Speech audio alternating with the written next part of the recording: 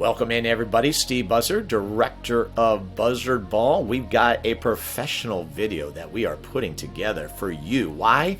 It's important that you know why Buzzardball does what it does. And so right now we are going to move into talking about subgrids. Oh yes, the good old subgrids, okay? So this actually applies to kindergarten all the way through 8th grade. So this is something we run from the beginning to the end of your child's journey when they are playing Buzzardball, hopefully from kindergarten through 8th grade. So I am going to address the game roster first, okay? And that's going to speak to the 3rd through 8th graders. K through 2 does not really have to worry about this. So K through 2, you'll be able to kind of fast forward through this portion. Of course, we'll have everything chaptered for you. So let's talk about game roster, okay? This right here, the game roster, I'll give you kind of a blown up version of it. This is what has to be turned in at the beginning of your game in order for the game to start, okay? I will tell you this, and many of you know this, preparation is key. The last thing you want to do is arrive on the scene and then be filling out your game roster. Okay, this is something you should have ahead of time. I know there are times in which you don't know what players are going to come. I get that, but definitely try to have this ahead of time. Now, this is very important. You must list your team name. You must list your division. You must list your coach's name, you, the person that's filling it out. Now, you see grid number, okay? So the grid number, we're going to get to in a second and what that is, but you are going to list the jersey number and the player name, okay? Very, very important. On the player name, you can put last name. I don't have a problem with that, but the jersey number is key because the site director is going to be using your game roster to track the game. Okay, so that's what you need to know on game roster. What is nice is you could go right here. If you click on this, boom, you can print out a PDF version, print out 8, 9, 10 of them. You'll have them for the season. Okay, if you want to, I know it's a little bit smaller, but there you go. There's 4 on one sheet right there. I don't think you can go wrong. So it is totally up to you. But that's why I put this up at the top, because the game roster is the key to your success and has to be turned in before the game starts. Game cannot start until this is turned in. Why? Because we have to ensure the all play rule. Okay, and then I'm going to get into kind of occurrences that could take place, like, kids showing up later, someone getting injured. I'll address all of that for you. Okay, so substitution grids, this is kind of what I've written in terms of what it means. So I'm quickly going to go over them. The objectives: maximizing player participation in games for all players, not just a select few. Maximizing learning opportunities, repetitions, and skill developments for all players. You kind of get the vibe, right? This is about everybody. Everybody matters, okay? Justifications. Players will be better prepared for games because if they know what they're going to be on the on the game roster, then they're going to have an idea of where they go in on the subgrid. And I'll talk about how you can kind of present that so kids know what's going on and when they're going to be going in the game.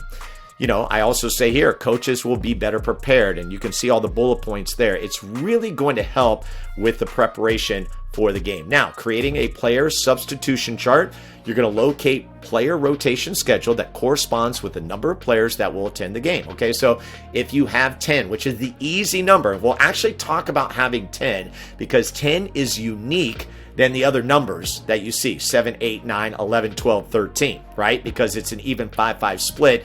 So the question is, hey, how does that work if we have 10? Can we do things with that? And I'll talk about that, okay? You're going to assign each player a grid number, okay? This number will establish the substitution pattern, okay? Now, I put in here, take into consideration, here is my golden tip. Who do you want in at the end of the game?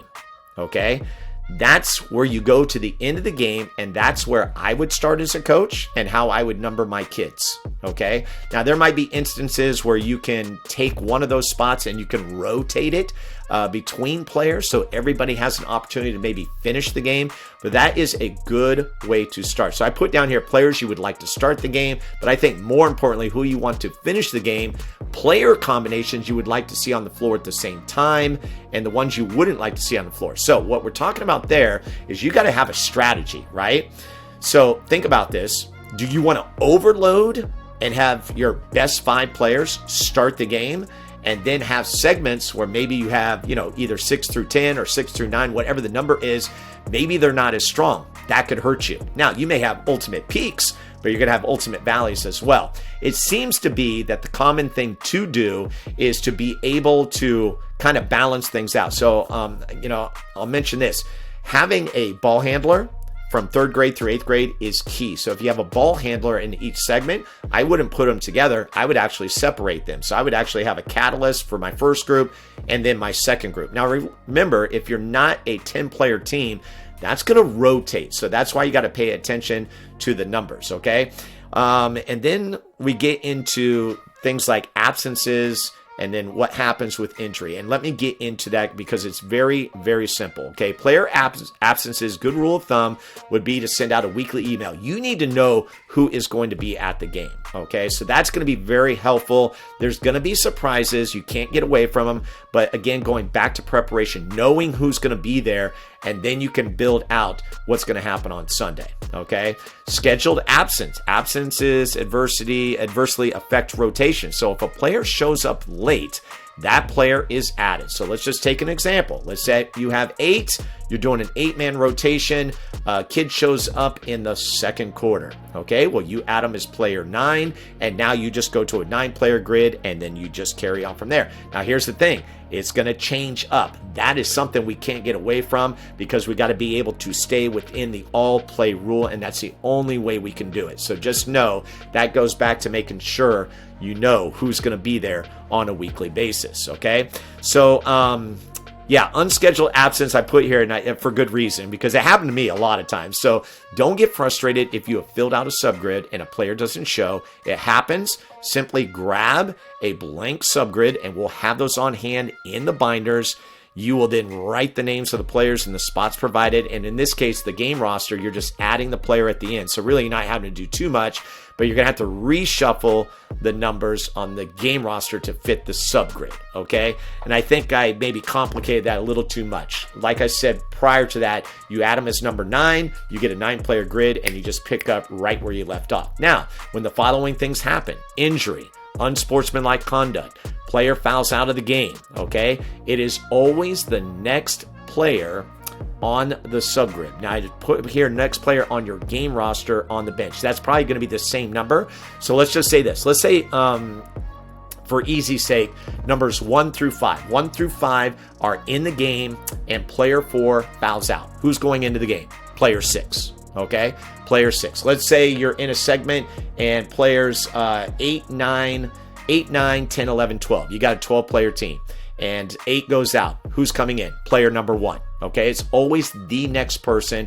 It's not insert whoever you want. Okay, that way it keeps it easy. It's very simple, and we can do a quick transition. We are good. Okay, overtime and sudden death. We talked a little bit about this in our last video, but we'll begin overtime play by using the 4th quarter rotation of the game. So the same group that played the 4th quarter starts overtime. Substitution will take place at 1:30 left in the quarter with a stop clock inside of a minute. If the game goes to a second overtime, that's sudden death. Coaches then can choose whoever they want. And remember, you do get an extra timeout in the overtime period. Okay, last thing, stick to the grid. The game roster you turn in at the beginning of the game should allow both teams, along with the site director, to ensure that the right players are in the game at the designated time. Okay, so that goes back to the game roster, and I'll tell you why. Because what will happen with the game roster is, they'll have the players listed here. They're going to be listing, so there's 8 segments in a game, right? It's 4 quarters divided in 2. We call it 8 segments. Going to write 1, 1, 1, 1, 1, 1 for the first 5 players. Let's say I have 8 players, okay? Not the second segment is going to be 6, 7, 8, 1, and 2. So now I write 2s. I know the start of the second quarter is going to be player 3, 4, 5, 6, 7. I know the end of the second quarter is going to be player 8, 1, 2, 3, 4. And it just rotates. And that's how we keep track of people being in the game. That's why putting the jersey number is very, very important. Okay, so hopefully that didn't confuse you. Let's move on as we talk more about the substitution grids. Here they are. Oh yes, in their glory. Okay, so here you have, and you have them all, and they are printable, but please know we will have extra copies in what is called the binder. Okay, the binder holds the schedule and the game rosters for whoever's doing the scorebook, and of course the player subgrids. Okay, so you got them all the way up to 12 players. I don't think, we don't have any teams with 13 players. And what I did with each one of these, okay, so let's go ahead and just take the 7-player, although, you know what, that's a bad example because I don't think we have anybody who has 7 players. Let's take 8 players, okay? So we got the 8-player grid, and you can see this is exactly what I talked about. You're going to have subgrid number 1, 2, 3, 4, 5, then 6, 7, 8, 1, 2, 3, 4, 5, 6, 7, 8, 1, 2, 3, 4. Okay? So the way I would set up this grid if I was a coach, I would look at 4, 5, 6, 7, and 8, right? Who do I want in the game at the end? And that's actually how I would fill this part out. And you do have this little section right here in the bottom left-hand corner. You can use that just for you, all right? But of course, you're going to still do the game roster. But that's where I start. And then I see how things work out. And then what I do is I look at where the names are and I see where my strong and maybe weak quarters are going to be. And here's what you need to know. Every team is going to have a weak segment, okay? They are. So just know it's going to balance out no matter how you slice it. Now, what I've done with each of the player grids is I've put like these little bullet points of things that you can expect with an 8-player rotation. Okay, so in this case, in the 8-player rotation, all players get to play 5 segments. So this is truly the all-play rule. Everyone gets equal time. The only other grid that would be the same would be the 10-player grid, in which they would all play at least half the game. Now, I put down here, players 4 through 8 play at the end of the game. That's what I was telling you right there if you want to strategize. Suggestion, here we go. Rotate either 1 to 3 of the spots, players 1 through 3, okay? This would allow everyone to have a chance to play at the end of the game, okay? So what I'm saying there is let's take spot number 8. In week 2, maybe player number 1 is going to be player number 8, okay? Week 3, player 2 that was in week 1 is now going to be player number 8, so that they get the opportunity to play in the game, and it's not always the same 5 people, okay? And that's if you have 8 players every time, okay? So that is an explanation of that.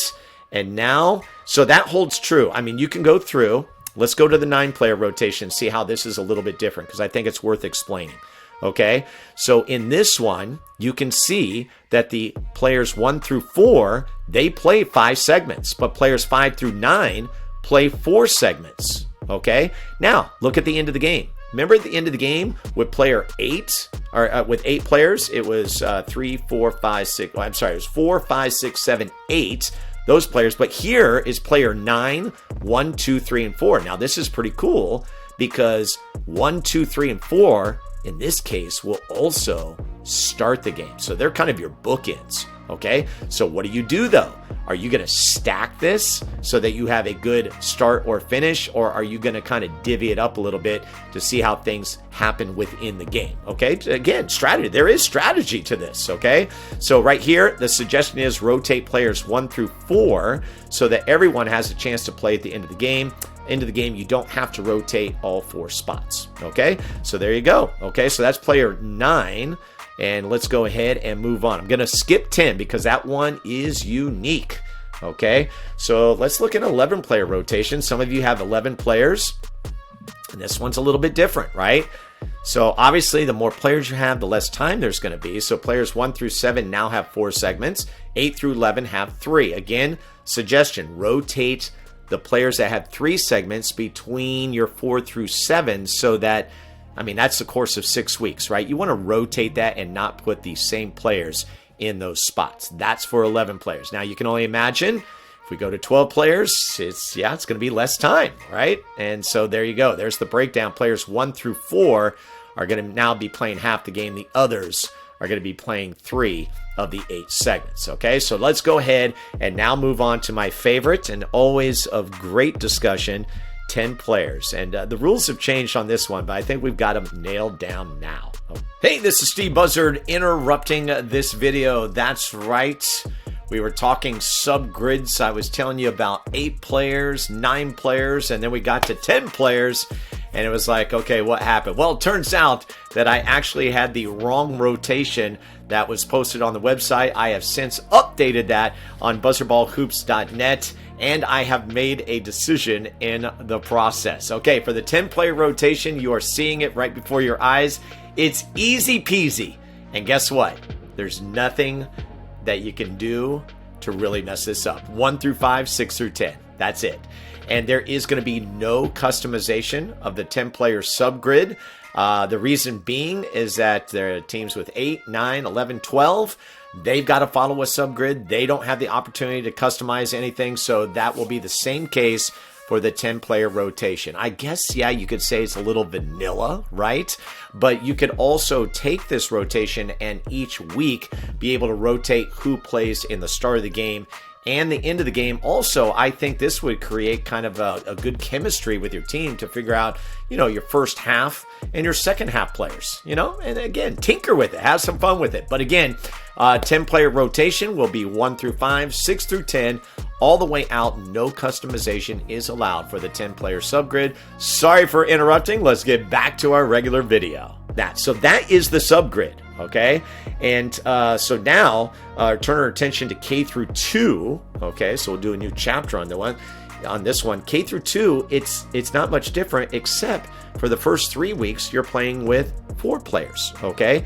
So you will be using these grids, all right? And they're just K through 2. They show 4 players in each one. And you're going to see it's very the same as what we explained, except it's just 4 players. Now, when we get to week 4, you guys will actually be using the regular subgrids. Okay, I hope that makes sense. Okay, so that's a breakdown of the subgrids. I know there's going to be questions, and of course, I love answering questions. So feel free to come at me with, you know, any questions that you have regarding the subgrids. The all play rule, very, very important, and again, instrumental in Buzzardball. I hope you understand that and respect that. And it's just, trust me, it works. And it just makes the games flow. It makes everything even in terms of everybody knowing what's going on. And I will tell you, the families will get in tune with this. Like, they will get in tune with the subgrids. They'll be looking at the subgrids, and if they see a 9-player rotation, okay, and they see that their kid is going to be playing 5 segments, okay, so let's say they start the game. Trust me, they're going to be counting the segments. That's why we can't go off the beaten path. And that's why we have our site director there to make sure that everything is followed and the right kids are going into the games when they're supposed to. This is all really to get everybody on an even playing field and knowing exactly what's going on, from the players to the coaches to the fans. Now, I mentioned something about the kids knowing, like, when they play. One thing you can do is you can have a game roster. You can have it available for the kids to see. Okay, K through 2, this is real popular.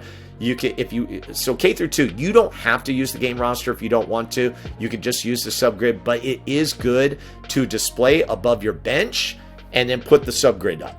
And there it is. And then they know what subgrid number they are, and they look at the little thing, and it's like math. They figure out when they're going to play, and then they can anticipate when they're going to go in. All right, so that's all I've got on subgrids. Coming up next, we're going to be talking about K through 2 rules. It'll be a very short and simple video. Thank you for tuning in.